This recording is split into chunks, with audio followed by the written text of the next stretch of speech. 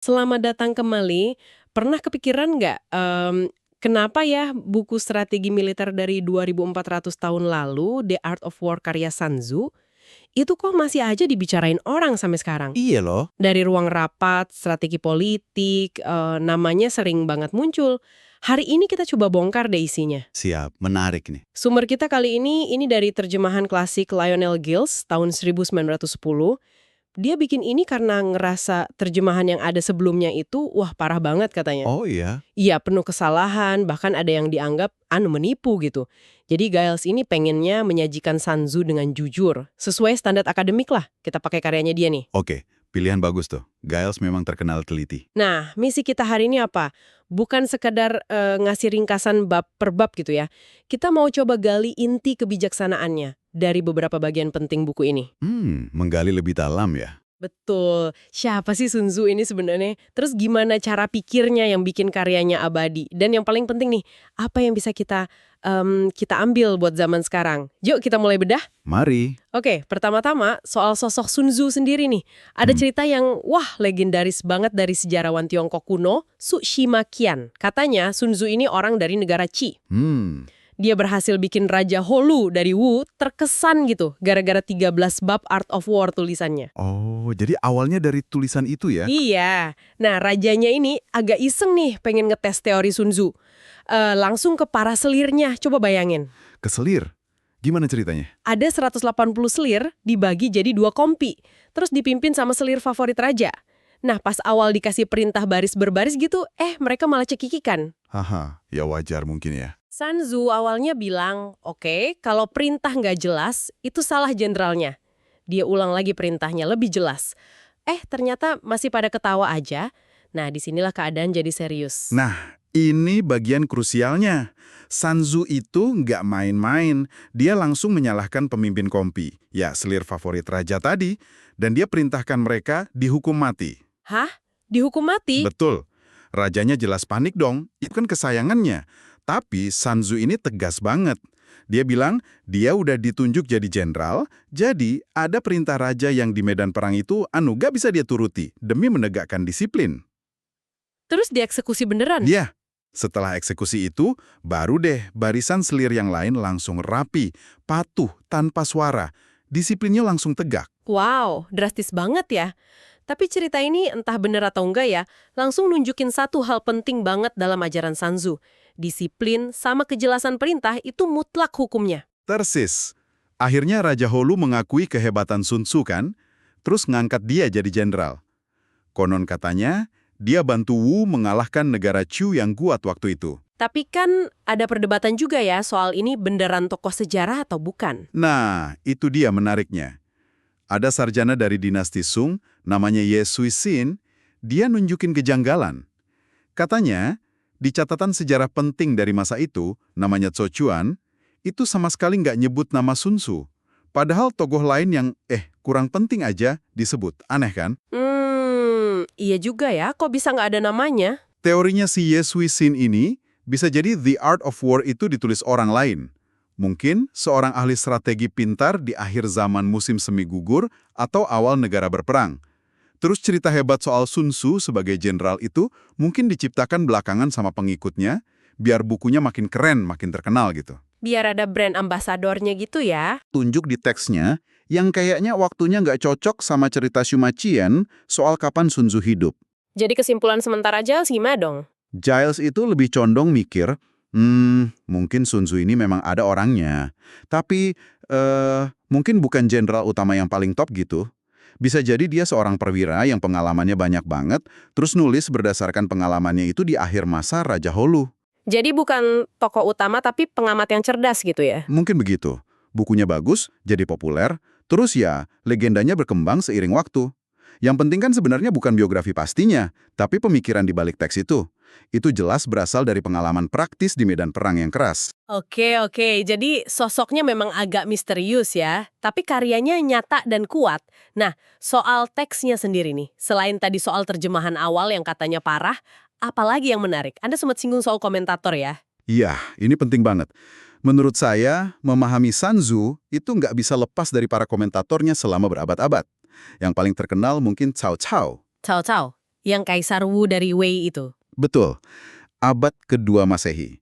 Dia ini kan jenderal hebat juga, sering dibandingin sama Napoleon malah. Nah, komentarnya dia di teks Sun Tzu itu, wah, singkat, padat, langsung ke intinya. Sangat praktis. Oh iya, contohnya gimana tuh komentarnya? Dia nggak banyak basa-basi filosofis. Lebih ke, oke, maksud Sun Tzu di sini adalah, kalau situasi begini, lakukan ini. Jadi komentar Cao Cao ini nunjukin gimana seorang praktisi militer jempolan membedah Sun Tzu buat langsung diterapkan di lapangan. Jadi kayak manual tambahan gitu ya? Bisa dibilang gitu, kadang saking padatnya komentar dia sendiri perlu penjelasan lagi. Ada banyak komentator lain juga sih, tapi Cao Cao ini spesial karena dia membuktikan kalau teks ini memang alat buat dipakai, bukan cuma buat dikagumi. Ini nih kunci kenapa Art of War beda dari sekedar filsafat biasa. Menarik banget. Jadi ada lapisan interpretasi dari para praktisi langsung ya. Terus, tadi sempat disinggung juga soal misteri jumlah bab. Katanya dulu ada 82 bab. Kok sekarang jadi 13? Nah, ini juga seru. Catatan kuno dari dinasti Han memang nyebut ada 82 bab, plus ada diagramnya segala. Jauh banget kan dari 13 bab yang kita kenal sekarang? Terus yang 69 bab lagi kemana? Apa isinya? Teorinya sih, 13 bab inti itu mungkin dilengkapi sama tulisan-tulisan lain. Entah itu bentuknya tanya-jawab antara Sun Tzu sama Raja Hulu, atau mungkin malah karya-karya lain yang nebeng popularitas nama Sun Tzu, kayak karya apokrif gitu. Oh, jadi semacam Sun Tzu and Friends gitu ya isinya? Mungkin bisa gitu.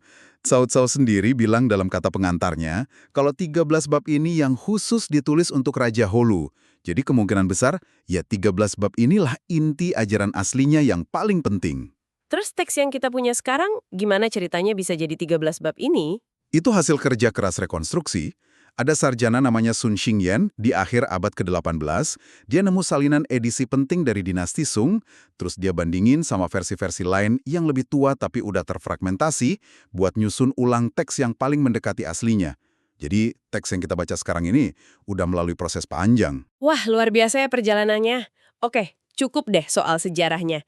Kayaknya udah nggak sabar nih mau masuk ke dagingnya. Prinsip-prinsip inti dari beberapa bab pilihan. Kita mulai dari bab 1, perencanaan, laying plans. Gimana Sun Tzu memulai pelajarannya di sini? Dia langsung to the point, dia bilang, perang itu urusan vital negara, soal hidup atau mati. Jadi, nggak boleh dianggap enteng, nggak boleh diabaikan, harus dipikirkan matang-matang.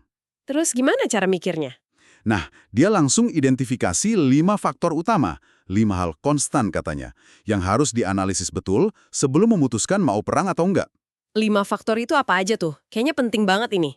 Iya, ini fondasinya. Pertama, hukum moral. Ini unik nih, bukan soal baik buruk biasa, tapi lebih ke soal keselarasan antara pemimpin dan rakyat. Apakah rakyat percaya sama pemimpinnya? Mau ikut dia sampai mati nggak? Tanpa ini, strategi sehebat apapun percuma. Jadi bukan moralitas kayak kita pahami sekarang ya, lebih ke loyalitas dan kepercayaan gitu. Betul, semacam harmoni sosial gitu. Kedua, langit. Ini faktor waktu. Malam atau siang, dingin atau panas, musim apa. Ketiga, bumi.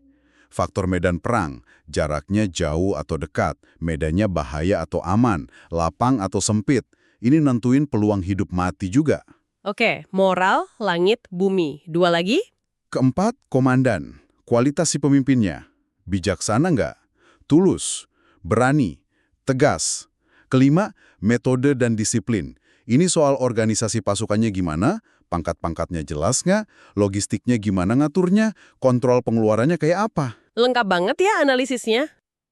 Terus diapain 5 faktor ini? Nah, sebelum perang, bandingkan dulu kelima faktor ini antara pihak kita sama pihak musuh. Penguasa mana yang lebih klop sama rakyatnya, jenderal mana yang lebih mampu. Disiplin pasukan mana yang lebih ketat. Dari situ, kata Sun Tzu, kita udah bisa prediksi siapa yang bakal menang atau kalah. Wah, kayak bisa ngeramal gitu ya? Ya, tapi bukan ngeramal pakai klinik ya. Ini analisis rasional. Tapi dia juga langsung ingetin, jangan kaku sama aturan. Maksudnya gimana tuh, jangan kaku? Persis. Fleksibilitas itu kunci. Rencana awal itu penting, tapi harus bisa diubah sesuai kondisi di lapangan. Nggak ada gunanya punya rencana super detail kalau ternyata pas di lokasi, situasinya beda banget. Harus adaptif. Kayak main catur gitu ya, harus lihat langkah lawan juga. Nah, iya. Dan yang paling penting di bab ini yang jadi ciri khas Sun Tzu, penipuan atau deception. Penipuan, wah ini nih yang sering dikutip. Betul, pancing musuh dengan umpan. Pura-pura kacau, padahal kita siap hancurkan dia. Pura-pura lemah, biar musuh jadi sombong dan lengah.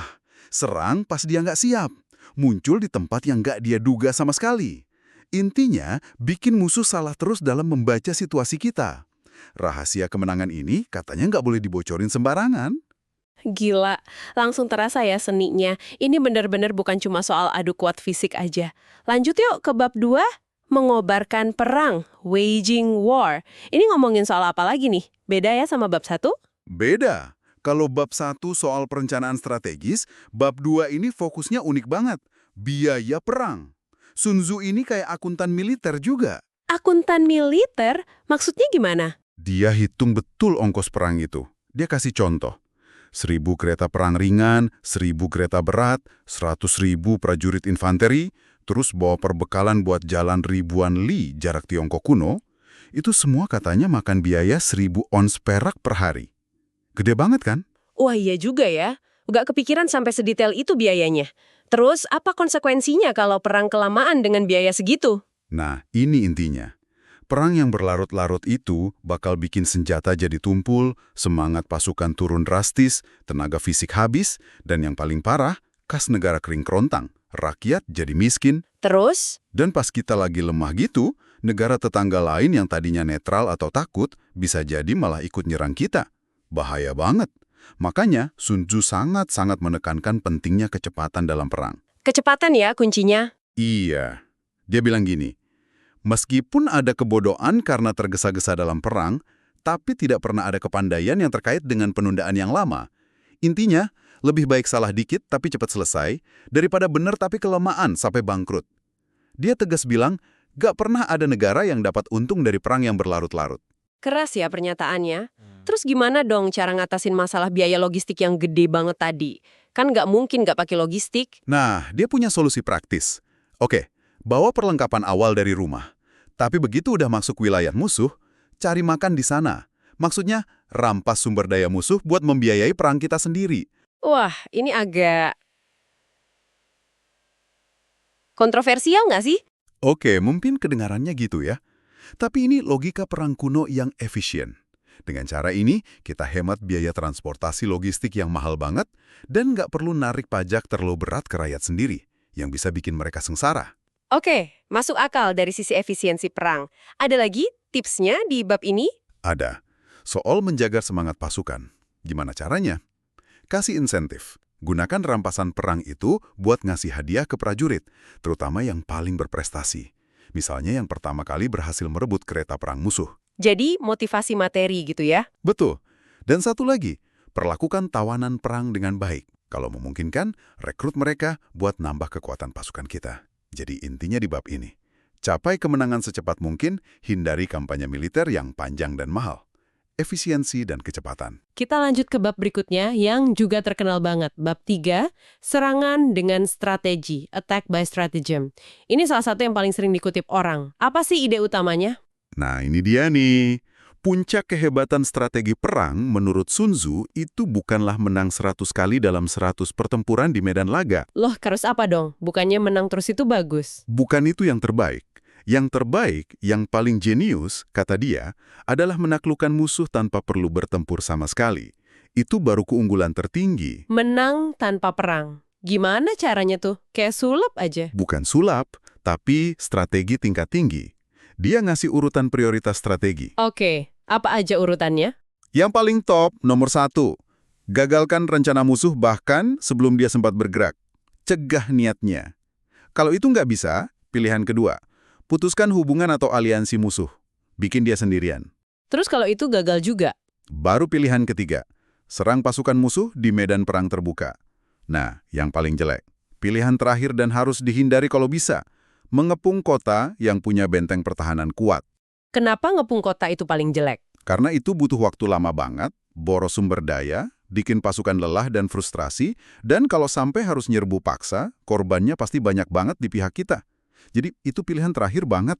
Masuk akal. Dia juga ngasih panduan praktis soal perbandingan kekuatan kan di bab ini? Betul. Ini logika sederhana tapi penting. Kalau kekuatan kita 10:1 lawan musuh, ya kepung aja, pasti menang. Kalau 5:1, serang langsung. Kalau 2:1, lebih baik bagi pasukan, serang dari depan dan dari arah lain, biar musuh bingung. Kalau kekuatannya seimbang, Kalau seimbang, siap tempur, tapi cari kondisi yang paling menguntungkan buat kita. Kalau kita sedikit lebih lemah, hindari pertempuran langsung, cari cara lain, mungkin gerilya atau manuver. Nah, kalau kita kalah jauh, gimana kalau kalah jauh? ya, melarikan diri atau menghindar dulu, jangan maksain diri. Cari waktu dan kesempatan lain. Ini pragmatis banget. Dan di bab ini juga ada ungkapan dia yang paling ikonik itu kan? Nah, ini dia. Mungkin kalimat paling terkenal dari seluruh buku. Kenali musuhmu dan kenali dirimu, maka kau tak perlu takut hasil dari 100 pertempuran. Itu dia. Sering banget denger ini. Maksudnya apa sih sebenarnya? Lanjutannya juga penting. Jika kau hanya kenal dirimu tapi tidak kenal musuhmu, untuk setiap kemenangan yang kau raih, kau juga akan menderita kekalahan. Jika kau tidak kenal dirimu maupun musuhmu, kau akan menyerah dalam setiap pertempuran. Jadi intinya apa? Intinya, pengintaian, intelligence, analisis diri sendiri, kekuatan dan kelemahan kita, dan pemahaman situasi, itu fundamental. Dasar dari semua strategi. Tanpa itu, kita kayak orang buta yang masuk ke medan perang. Bahaya banget. Wah, dalam banget ya.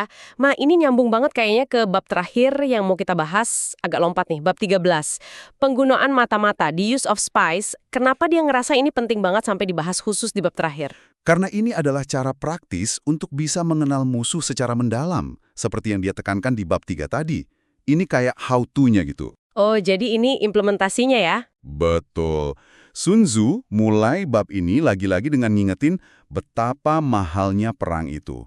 Penderitaan rakyat, pengeluaran negara yang gede banget. Terus dia argumen gini, kalau seorang pemimpin atau jenderal itu pelit, nggak mau keluar uang sedikit aja buat bayar mata-mata demi dapat informasi penting. Terus kenapa kalau pelit? Akibatnya, perang jadi berlarut-larut bertahun-tahun, bikin rakyat makin sengsara, padahal mungkin bisa selesai cepat kalau punya info akurat. Nah, keengganan bayar mata-mata itu, kata Sun Tzu, adalah puncak dari ketidakmanusiawian. Argumennya kuat banget kan? Wah, iya juga ya. Jadi informasi awal atau foreknowledge itu krusial banget. Mutlak. Pengetahuan tentang kondisi musuh, rencana mereka, posisi pasukan mereka, kekuatan mereka, itu adalah kunci kemenangan bagi penguasa yang bijak dan jenderal yang hebat. Dan pengetahuan ini, Sun Tzu tegas banget bilang, nggak bisa didapat dari bisikan roh atau dewa, nggak bisa cuma dari pengalaman masa lalu aja, nggak bisa juga dari hitung-hitungan matematis atau astrologi. Terus dapatnya dari mana dong? Cuma bisa didapat dari manusia lain. Siapa? Yaitu mata-mata. Intelligence manusia, human intelligence. Oke, dia ngebagi mata-mata jadi 5 jenis ya kalau nggak salah. Bisa dijelasin dikit? Iya, ada 5 jenis. Pertama, mata-mata lokal.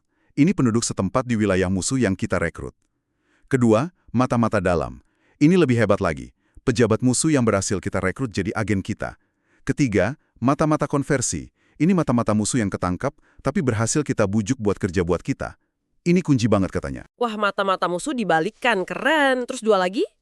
Keempat, mata-mata terhukum. Doomed spies. Ini agak kejam. Mata-mata kita sendiri yang sengaja kita kasih informasi palsu, terus kita biarin dia ketangkap musuh. Tujuannya biar musuh percaya sama info palsu itu. Nasib mata-matanya, ya biasanya dieksekusi musuh.